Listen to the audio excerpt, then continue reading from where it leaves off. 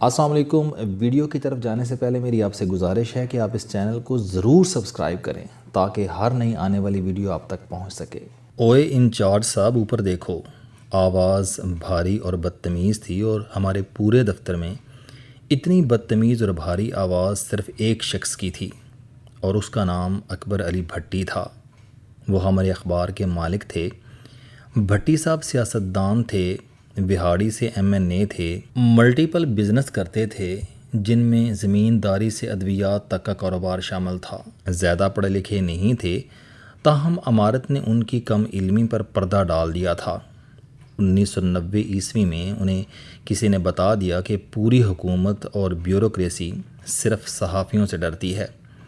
اگر آپ 2-4 کروڑ لگا کر کوئی اخبار خرید لیں یا نیا اخبار نکال لیں تو آپ کی بلے بلے ہو جائے گی۔ ضیاء شاہد مرحوم اس زمانے کے چوٹی کے صحافی تھے۔ اکبر علی بھٹی نے ان سے رابطہ کیا اور دونوں نے ڈیلی پاکستان کے نام سے ملک کا تیسرا بڑا اخبار نکال لیا۔ پاکستان سے پہلے ملک میں سیاسی اور صحافتی افق پر 2 اخبارات کی اجارہ داری تھی۔ ڈیلی پاکستان نے یہ اجارہ داری بھی توڑ دی اور صحافیوں کی تنخواہوں میں بھی اضافہ کر دیا۔ ضیاء شاہد مرحوم انقلابی اور کرشماتی شخصیت تھے۔ یہ پرانے لوگوں کے بجائے نوجوانوں کو موقع دیتے تھے۔ میرے سمیت اس وقت صحافت میں جتنے بھی لوگ ہیں، یہ کسی نہ کسی حوالے سے ضیاء شاہد مرحوم کی دریافت ہیں۔ بہرحال پاکستان اخبار نکلا اور اس نے روایتی صحافت کے تمام بت توڑ دیے، لیکن بدقسمتی سے یہ سلسلہ زیادہ دیر نہ چل سکا۔ ضیاء شاہد نے پاکستان اخبار چھوڑ دیا اور خبریں کے نام سے اپنا ادارہ بنا لیا۔ اکبر علی بھٹی نے اس کے بعد عباس اطہر مرحوم کو ایڈیٹر بنا لیا۔ عباس اطہر شاہ جی کہلاتے تھے اور کمال انسان اور صحافی تھے۔ میں 1992 عیسوی میں شاہ صاحب سے متعارف ہوا تھا، لیکن بدقسمتی سے میں ان کے ساتھ زیادہ عرصہ کام نہیں کر سکا، مگر اس کے باوجود شاہ صاحب کے اثرات آج تک قلم اور ذہن دونوں میں موجود ہیں۔ میں آج تک یہ فیصلہ بھی نہیں کر سکا کہ شاہ صاحب ایڈیٹر بڑے تھے یا انسان۔ بہرحال قصہ مختصر، شاہ صاحب ڈیلی پاکستان میں آئے تو یہ اپنے ساتھ اپنی ٹیم بھی لے آئے۔ شاہ صاحب کیونکہ ان دنوں نوائی وقت سے منسلک تھے، چنانچہ ان کی ساری ٹیم نوائی وقت سے امپورٹ کی گئی تھی۔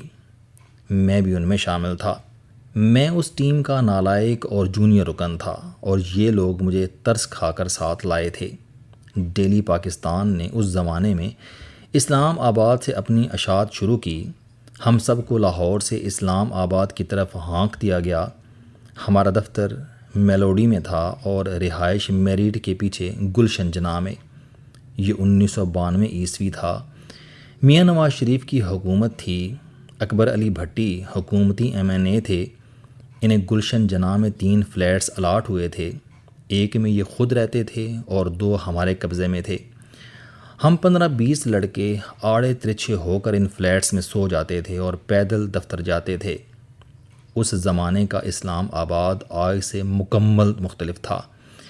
یہاں روز بارش ہوتی تھی، ہر طرف جنگل تھا، ٹرانسپورٹ نہ ہونے کے برابر تھی اور رات 8 بجے کے بعد شہر میں سور پھرتے تھے اور سناٹے کا راج ہوتا تھا۔ سرکاری دفتروں اور ایمبیسیوں کے گیٹ کھلے ہوتے تھے اور ہم منہ اٹھا کر ان میں داخل ہو جاتے تھے۔ میں اس دور میں ویزا لینے کے لیے پولینڈ ایمبیسی چلا گیا۔ آپ یقین کریں، میں نے باہر موٹر سائیکل کھڑی کی اور پاسپورٹ اٹھا کر سفیر کے کمرے میں داخل ہو گیا۔ سفیر نے خود اپنے ہاتھ سے میرا فارم بھرا، مجھ سے ویزا فیس لی اور مجھے بغیر کسی کاغذ کے ویزا لگا دیا۔ اس نے صرف میرا صحافتی کارڈ دیکھا تھا اور فون کر کے میرے دفتر سے تصدیق کی تھی۔ بہرحال قصہ مزید مختصر، ہم رہائش گاہ اور دفتر شیئر کرنے کی وجہ سے مسلسل اکبر علی بھٹی کو دیکھتے رہتے تھے۔ انہیں اردو نہیں آتی تھی، وہ پنجابی میں بات کرتے تھے اور لہجے میں بدتمیزی ہوتی تھی۔ اوئے کہہ کر مخاطب ہوتے تھے۔ وہ سیاسی جوڑ توڑ کا زمانہ تھا۔ صدر غلام اسحاق خان نے میاں نواز شریف کی حکومت توڑ دی، جس کے بعد اکبر علی بھٹی پیپلز پارٹی میں شامل ہو گئے۔ عباس اطہر نے ڈیلی پاکستان چھوڑ دیا، ان کے ساتھ ان کی ٹیم بھی چلی گئی۔ لیکن میں اخبار میں ٹک گیا۔ نئے ایڈیٹر اظہر سہیل مرحوم تھے، وہ آصف علی زرداری اور محترمہ بے نظیر بھٹو کے دوست تھے۔ بھٹی صاحب نے انہیں اس چکر میں ایڈیٹر بنا دیا۔ اظہر سہیل کو سینئر لوگوں پر جونیئر بٹھانے کا شوق تھا، چنانچہ انہوں نے مجھے شفٹ انچارج بنا دیا۔ میں جونیئر تھا اور باقی لوگ سینئر تھے۔ وہ میری افسری تسلیم کرنے کے لیے تیار نہیں تھے۔ بعد ازاں ان میں سے آدھے نوکری چھوڑ کر چلے گئے اور باقی روز آتے تھے، مجھے سر کہہ کر تنگ کرتے تھے، کہہ لگاتے تھے اور چلے جاتے تھے۔ چنانچہ سارا ورک لوڈ مجھ پر آ گیا۔ اس کے مجھے 2 فائدے ہوئے، ایک مجھے شوگر ہو گئی اور دوسرا میں کام سیکھ گیا۔ میں اعتراف کرتا ہوں کہ میں آج بھی ان 4 برسوں کی کمائی کھا رہا ہوں۔ میں سٹوری کی طرف واپس آتا ہوں۔ ایک شام میں خبروں کے ڈھیر میں گم تھا اور اچانک میرے کانوں میں اکبر علی بھٹی کی آواز گونجی، اوئے انچارج صاحب اوپر دیکھو۔ میں گھبرا کر کھڑا ہو گیا۔ اکبر علی بھٹی کے گلے میں دائمی سوزش تھی۔ وہ ہر 2-4 منٹ بعد کھنگار کر گلا صاف کرتے تھے، جس کے بعد وہ اگلے کھنگار تک پان کھانے والوں کی طرح جبڑے ہلاتے رہتے تھے۔ وہ اس وقت بھی جبڑے ہلا رہے تھے۔ میں نے ان سے پوچھا، جی سر۔ ان کے ساتھ گندمی رنگت کے ایک بھاری جسم والے صاحب کھڑے تھے۔ بھٹی صاحب نے ان کی طرف اشارہ کیا اور حکم دیا، یہ پروفیسر میرے دوست ہیں، یہ آج سے آپ کے ساتھ کام کریں گے، انہیں کوئی تکلیف نہیں ہونی چاہیے۔ بھٹی صاحب یہ حکم دے کر دفتر سے چلے گئے، جبکہ وہ صاحب کھڑے ہو کر مجھے دیکھ رہے تھے اور میں نے انہیں بٹھایا، چائے آرڈر کی اور ان سے عرض کیا، کاپی کا وقت ہو گیا ہے، آپ اگر اجازت دیں تو میں فارغ ہو کر آپ سے بات کر لوں۔ پروفیسر صاحب نے ہاں میں سر ہلا کر اجازت دے دی۔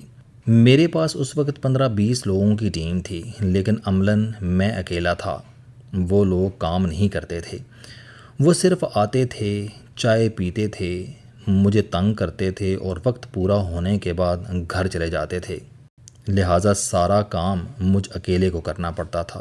اوپر سے بھٹی صاحب ایک پروفیسر بھی میرے متھے مار گئے تھے۔ آپ میری صورتحال کا اندازہ کر سکتے ہیں۔ بہرحال قصہ مختصر، میں کاپی سے فارغ ہو کر پروفیسر صاحب کے ساتھ بیٹھ گیا۔ تعارف کے بعد پتہ چلا کہ ان کا نام پروفیسر غنی جاوید ہے۔ چکوال کے کسی کالج میں انگریزی پڑھاتے تھے۔ جوانی میں اسٹرالوجی کا شوق ہو گیا اور اس فن میں 30 سال لگا دیے۔ بلا کے انگریزی دان اور بلا کے اسٹرالوجر ہیں۔ چکوال کے قریب بھون کے رہنے والے ہیں۔ ان کی شہرت کسی نہ کسی طرح اسلام آباد پہنچ گئی اور یہ سیاستدانوں میں اٹھنے بیٹھنے لگے۔ یہ لوگ انہیں بھون سے بلا لیتے تھے، سارا دن اپنے مقدر کا حساب لگواتے رہتے تھے اور شام کو بس کے اڈے پر چھوڑ آتے تھے۔ یہ بیچارے خالی ہاتھ بھون سے آتے تھے اور خالی ہاتھ واپس چلے جاتے تھے۔ یہ اس خواری کے دوران کالج سے ریٹائرڈ ہو گئے اور اب اکبر علی بھٹی کے ذاتی جوتشی ہیں۔ بھٹی صاحب نے اخبار میں ان کا روزانہ کا ذائچہ شروع کرا دیا، لیکن اس کا معاوضہ بہت کم تھا۔ پروفیسر صاحب کا اس میں گزارا نہیں ہوتا تھا۔ انہوں نے بھٹی صاحب سے درخواست کی اور بھٹی صاحب نے انہیں ذائچے کے ساتھ ڈیسک پر بھی نوکری دے دی، جس کے بعد پروفیسر صاحب کے 3 کام ہو گئے۔ یہ ڈیسک پر کام کریں گے، روزانہ کا ذائچہ بنائیں گے اور شام کے بعد اکبر علی بھٹی اور ان کے سیاستدان دوستوں کو اچھے دنوں کی امید دکھائیں گے۔ ان کی کوئی مستقل رہائش بھی نہیں تھی۔ یہ کبھی ایک MNA کے کمرے میں سوتے تھے اور کبھی دوسرے کے بیڈ روم میں۔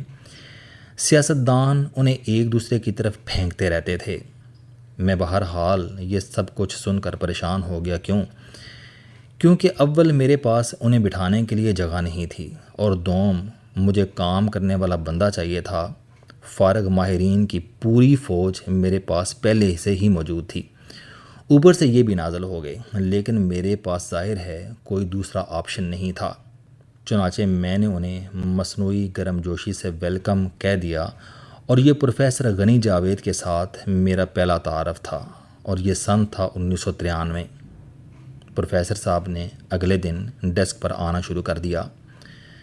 زندگی میں انہوں نے کبھی اخبار میں کام نہیں کیا تھا۔ ان کی انگریزی اور اردو دونوں بہت اچھی تھیں۔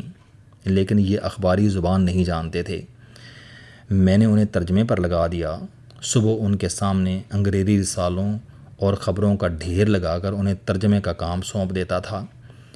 لیکن پروفیسر صاحب کا کمال تھا کہ ہم جب تک پاکستان اخبار میں رہے انہوں نے کبھی اپنا کام مکمل نہیں کیا۔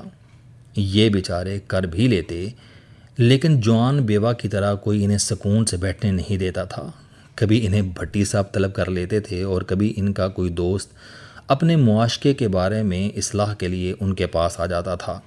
لوگ انہیں رات بھر جگائے رکھتے تھے۔ صبح ان کی حالت خراب ہوتی تھی۔